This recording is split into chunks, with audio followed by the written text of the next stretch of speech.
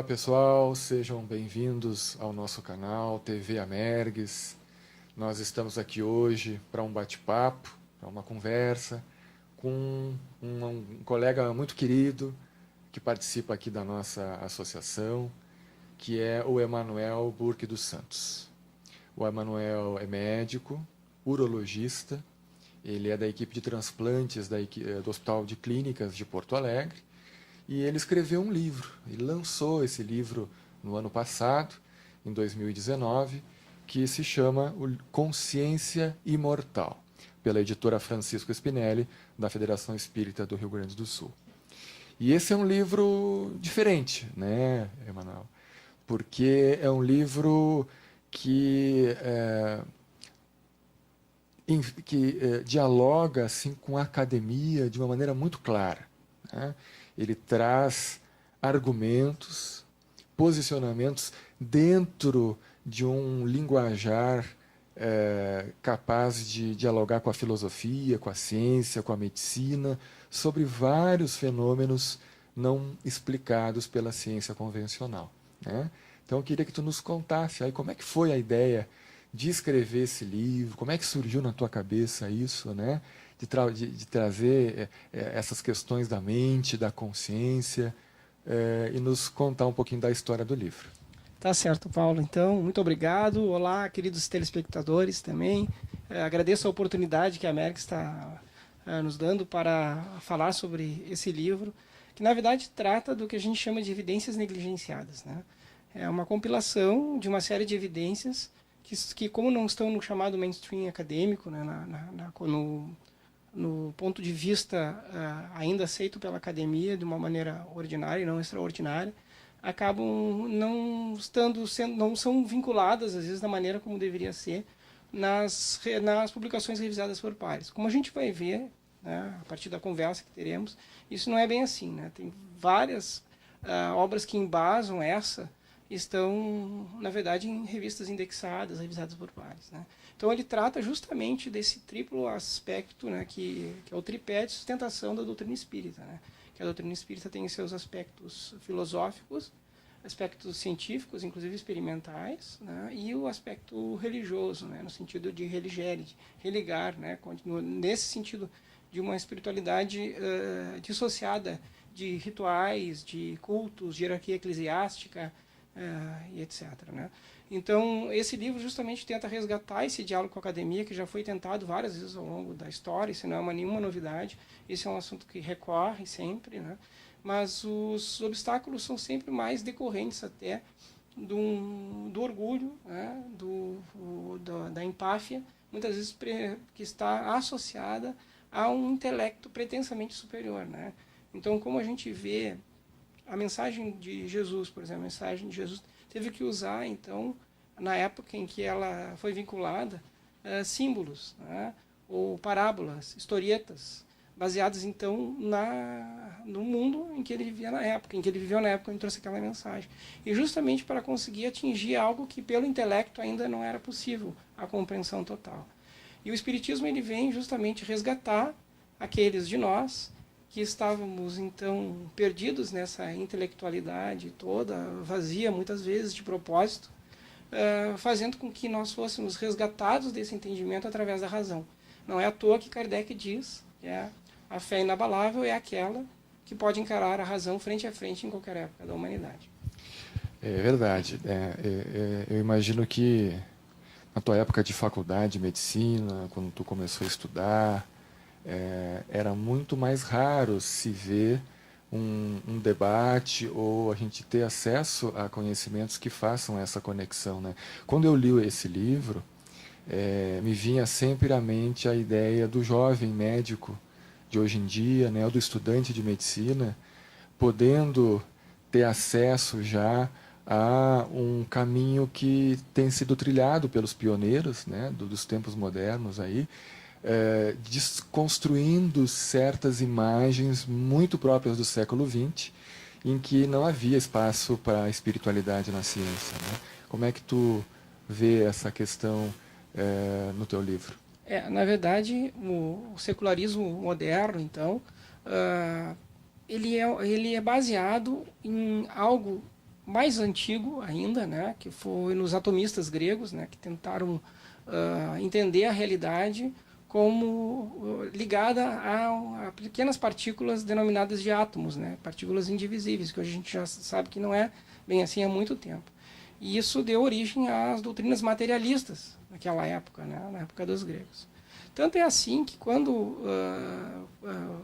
Paulo esteve, então, não Paulo Rogério, Paulo de Tarso, né, esteve em Atenas, né, achando que lá encontraria acolhida para as ideias apresentadas por Jesus, né, na divulgação do Evangelho, justamente por ser a terra de Sócrates, de Platão, né, que são os precursores da ideia do cristianismo e do espiritismo. Não foi, apesar de ter proferido um dos discursos mais belos no Areópago grego, em Atenas, né, ele não foi recebido como tal, justamente porque teve que se deparar então com essa intelectualidade superficial, essa empáfia e esse materialismo grego. Quer dizer, não é uma novidade do século XX, mas houve um ressurgimento a partir de alguns avanços da ciência baseados no reducionismo, né, e tentar reduzir as questões para compreendê-las, né, e como a ciência estava sendo bem sucedida nesse modelo reducionista ou fisicalista, né, se pensou então que ela pudesse explicar dessa maneira toda a realidade. Mas com o avançar do tempo, várias coisas que não podiam ser explicadas na época, né, foram, na verdade, relegadas ao sobrenatural, sendo que a gente sabe que o sobrenatural não existe, porque só existe o que está na natureza. Mas para não ter que enfrentar o fenômeno em si e tentar explorá-lo dentro de uma ótica diferente daquela, em função dos preconceitos adquiridos, né, em função dessas questões que nós vimos, simplesmente se atribuía isso à fantasia, sem querer explorar isso. E todos aqueles que pensavam de maneira diferente enfrentavam pelo menos um rechaço da academia e a ridicularização. Por isso que Arthur Schopenhauer fala, né, que toda a verdade passa por 3 estágios. Primeiro, ela é ridicularizada. Depois, ela é violentamente hostilizada. Até que, enfim, é aceita como auto-evidente. Muito bem. E nesse processo desse último ano, em que depois que o livro foi lançado, como é que tu sentiu a receptividade entre colegas, onde tu circula, onde tu trabalha, no meio espírita? Como é que tem sido, na tua opinião, a recepção do livro? A recepção foi muito boa, até maior que as expectativas, né? Isso, inclusive, está na segunda edição, né? No primeiro ano em que ela foi lançada, já foi rodada uma segunda edição. Essa é a segunda edição que está na mão, por exemplo. Tive a honra até do Paulo Rogério prefaciar o livro, foi um prefácio muito instigante mesmo. Agradeço muito, realmente, isso. Um bom prefácio também faz com que atraia a atenção do leitor. E justamente como ele se destina a um público que vai além das paredes do centro espírita, né? Ele tenta fazer esse contato com o público não espírita. Ele despertou pela maneira pela qual foi construído, então, né, a inspiração para construir esse livro foi justamente a partir de aspectos que são desconhecidos da filosofia, né? Como conceitos que são confundidos, por exemplo, com de ciência, como o de cientificismo, como que o materialismo, por exemplo, pode explicar a realidade última, não sendo uma tese metafísica, mas um fato já provado empiricamente, o que não é verdade, como a gente aborda nos capítulos iniciais dessa obra. E uma vez expostos esses princípios então filosóficos e desconstruindo justamente essa noção baseada mais em preconceitos que em fatos, eu abro então a porta para então as evidências. E aí então entro com a parte científica e termino novamente na filosofia e na espiritualidade com as consequências morais de tal paradigma. Um dos méritos que eu vejo do livro, e é fácil prefaciar um livro cheio de méritos, é que tu vais na base da filosofia da ciência, né? Que é aquilo que estrutura o pensamento científico vigente, né? E me parece que aí é onde tem uma falha ou uma mentira contada durante muito tempo que não permitia com que se cogitasse averiguações de ordem espiritual, porque não estariam além do escopo da ciência, né? Então tu vai na base dessa argumentação e traz à tona, traz à luz, né, que o plano material ou a existência apenas de um mundo material não é provado pela ciência, né? Então, colocando a hipótese espiritual, espírita, espiritualista, em pé de igualdade com demais hipóteses científicas, para dizer o mínimo, né? E tu trazes elementos que são negligenciados pela ciência, né? Que não se enquadram numa explicação convencional, como as questões de experiência de quase-morte, a própria compreensão da mente, né? Os casos descritos e pesquisados de reencarnação, né? Então, comenta um pouquinho sobre esses elementos importantes, assim, pontuais, né? Isso nos relembra a história da roupa nova do reino, né? Justamente, então, o rei querendo a roupa mais bonita que poderia usar para impressionar a corte, em função do orgulho, né? Pediu que um alfaiate, então, fizesse uma roupa especial para ele. E o alfaiate, percebendo isso, não tendo nada diferente a oferecer, disse que havia um tecido que era invisível apenas para aqueles menos cultos, mais ignorantes, e que as pessoas de alta cultura e refinadas enxergariam a roupa, e confeccionou a roupa invisível então para o rei, e toda a corte, sabendo disso, começou: que roupa linda, e o rei nu. Foi preciso então uma criança pura apontar para a roupa, para o rei, e dizer: mas o rei está nu, né? Isso se dá, de certa forma, com o materialismo. Muitas pessoas acabam não se dando o trabalho de explorar o que significa o materialismo, né? E o que está por detrás desse sistema de crenças, e simplesmente, para não parecerem ignorantes ou para não parecerem desinformadas, concordam com aquilo para não ter que enfrentar. Porque no momento que tu enfrenta essa questão, tem que encarar essa questão frente a frente, as consequências são tão profundas e as mudanças são tão profundas que nem sempre a gente se sente pronto ainda para enfrentar essas mudanças, né? Então, os estados, as experiências expandidas da consciência, como a experiência de quase-morte, por exemplo, ou as crianças que relembram de vidas passadas, né? Que são tratadas no livro, não como no campo das hipóteses, as explicações, sim, dentro do campo das hipóteses, embora a gente saiba que haja provas bastante contundentes em relação a essas hipóteses, mais até, inclusive, do que o outro modelo fisicalista, né? Mas, como falei antes, que são negligenciadas por não caberem nesse modelo preconcebido e preconceituoso, né? Essas experiências, elas vêm a mostrar como o cérebro e a mente se relacionam de uma maneira muito difícil de entender, sobretudo em conceitos como qualia dentro da consciência, né? Do modelo, então, reducionista à matéria, né? Esse assunto, ele é, então, abordado a partir da filosofia, como você disse, né? Mas a gente consegue, sim, compilar uma série de artigos que foram publicados e de livros também, e que, se for juntar todos os tijolinhos aí, ou todas as peças desse quebra-cabeça, a gente consegue construir, sim, um modelo bastante robusto. A gente está falando de alguns assuntos complicados, profundos, né? Mas é importante dizer para o nosso amigo que acompanha no canal que o livro ele é de fácil leitura, né? Ele tanto atinge aqueles que querem se aprofundar nesse tema, mas ele não é hermético para quem não é iniciado nesse linguajar, e ele faculta uma leitura que, sobretudo para o espírita, né, que embasa bastante o seu conhecimento, né? Então ele é útil para aqueles que querem aprender, né, essa nova visão, mas também para aqueles que já têm uma visão espiritual da vida, né?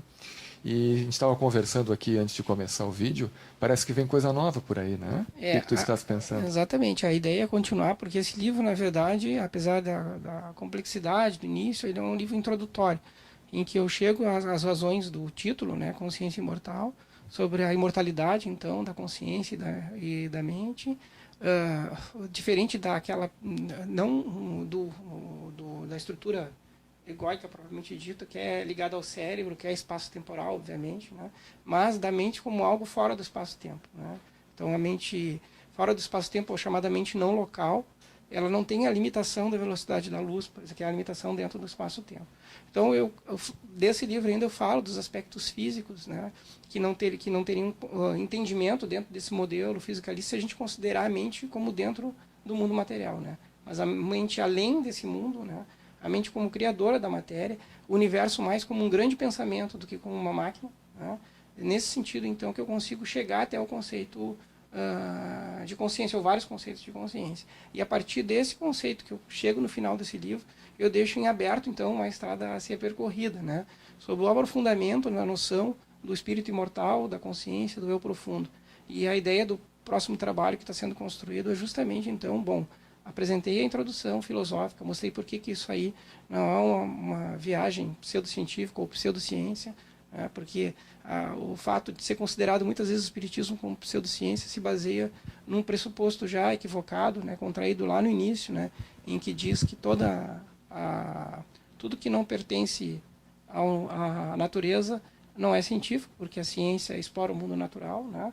Mas considera, portanto, primeiro, antes disso, que a mente era uma secreção do cérebro, né? Um epifenômeno das redes neurais, né? Mas quem disse que a consciência é um epifenômeno das redes neurais? Isso não passa de um pressuposto, só de uma hipótese também, né? Uma crença. Então, numa né? crença, né? Um sistema de crenças, inclusive uma ideologia se formou a partir desse sistema de crenças. Então, no momento que a gente volta um pouco mais, e percebe que isso é um sistema de crenças também, e que, então, que a outra hipótese possível, a hipótese idealista, ou mesmo a hipótese dualista, né?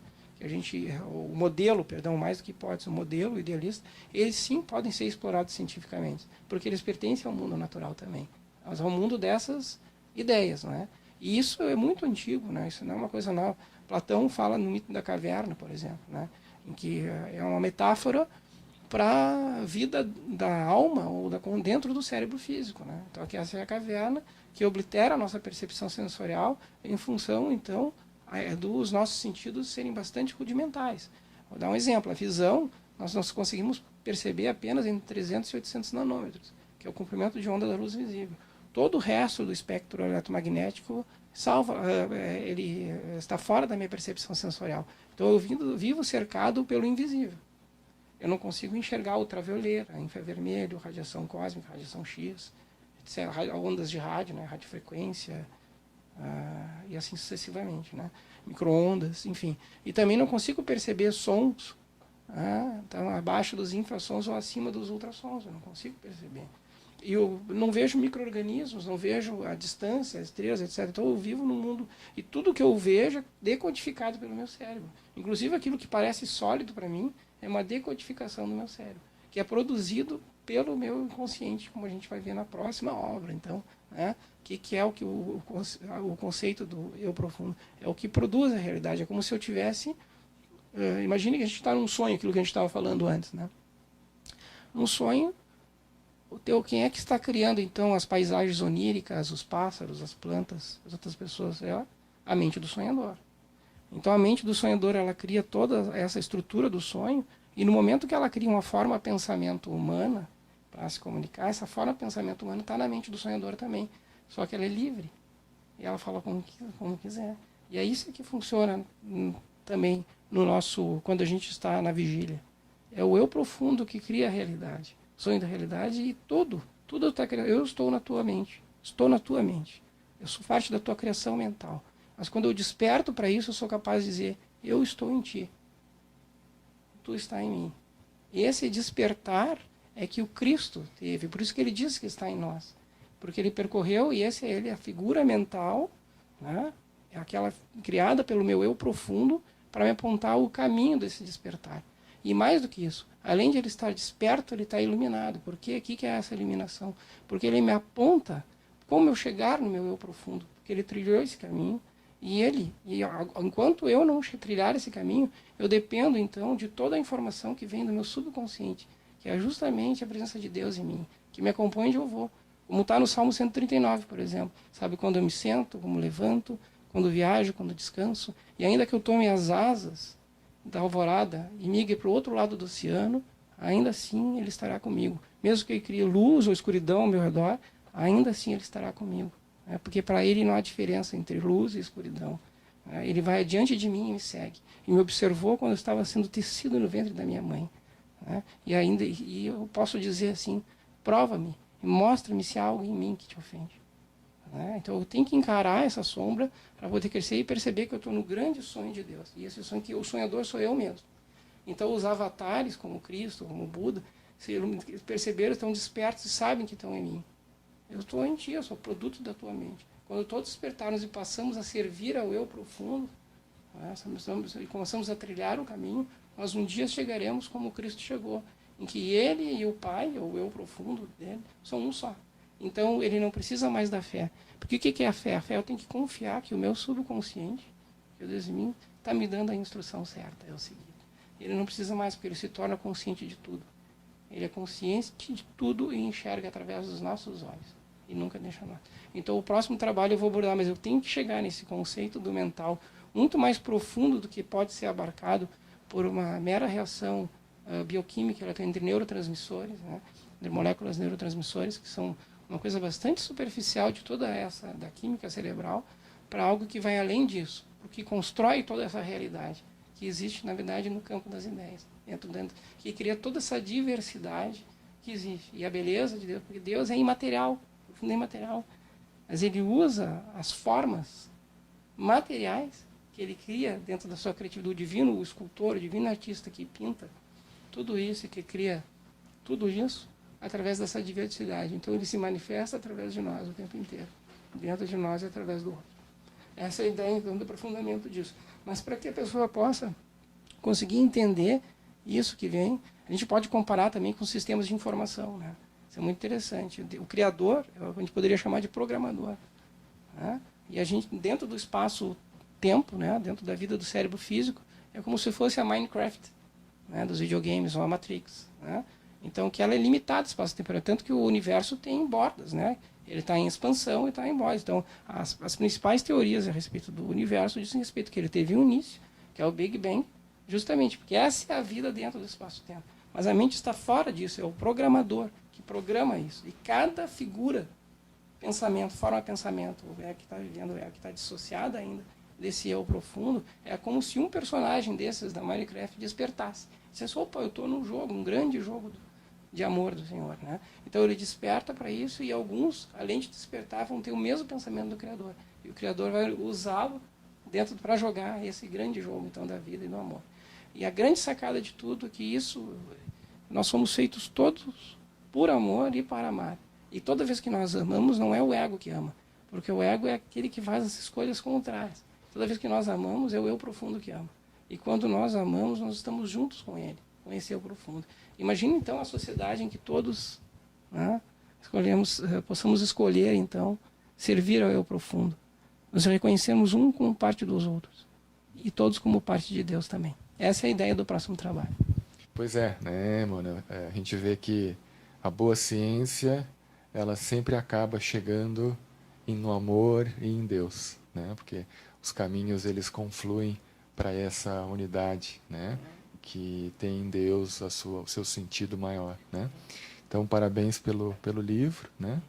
Que o próximo já estamos aí curiosos para poder ter acesso, né?